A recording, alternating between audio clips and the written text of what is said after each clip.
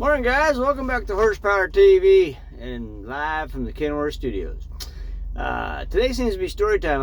I had a morning this morning where I had multiple hours of not doing nothing, so I'm putting several videos together to put out later down the road.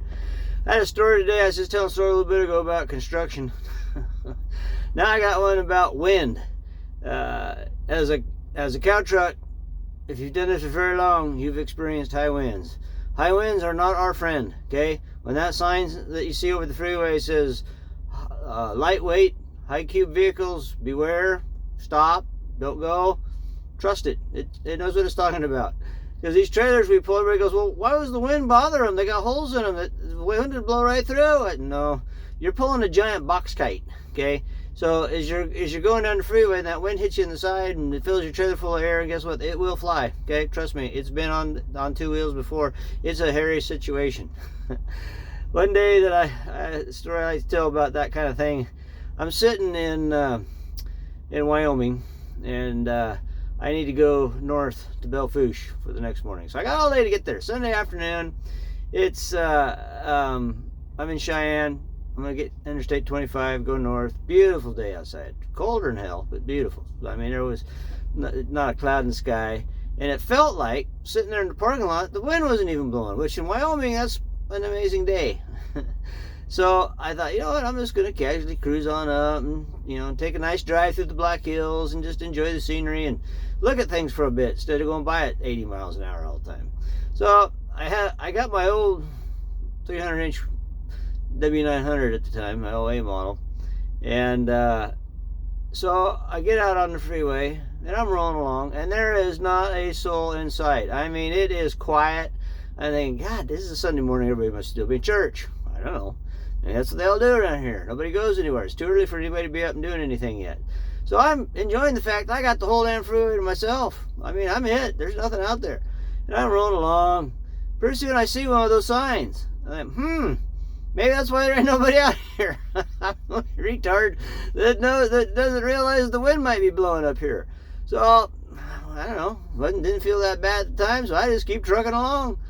Well, I come along, and all of a sudden the wind hits me a few times in the side and moves me around a little bit, but nothing major yet, so we're all right. Well, I break over the top of this little hill, and I got to go down through a dip, and I can see the uphill side of the highway on the other side in the sunlight. And it's a solid sheet of ice. From fog line to fog line, that particular spot has not been in the sun for very long, and it's still icy. And I think, all right. And I know the wind is hitting me from the driver's side, so I kind of compensate for it. I get over on the left lane in the hammer lane.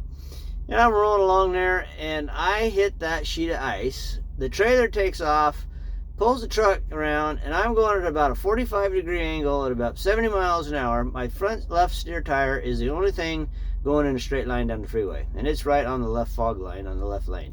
Trailer's dragging along the fog line on the right lane. Oh my God. So it's amazing. You spend a lifetime building skills, experience, whatever you want to call it, for the split millisecond that you might need it right then and there, and you do it without even thinking. I don't even know how I got through it, but I drove it straight through, never got out of it. Come up out of the top on the other side, and I had an idea when I hit the fresh blacktop with no ice on it on top that maybe bad things might happen, because I'm all cattywampus to the freeway and I'm still going down the freeway.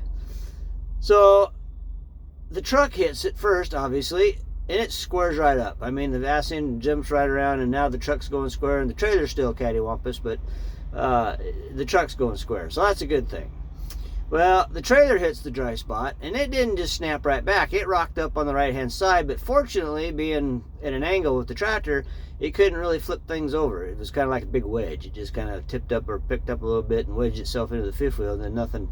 So finally, the trailer fell back down again, and after going sideways, and just kind of wobbled back over, and eventually come in behind me as I broke over the top, and then everything was fine. I was going straight down the road again, and we were all good. I was thinking about where I was going to stop and clean my shorts out, and all of a sudden I hear on the radio, that was some fancy-ass driving there, cow truck.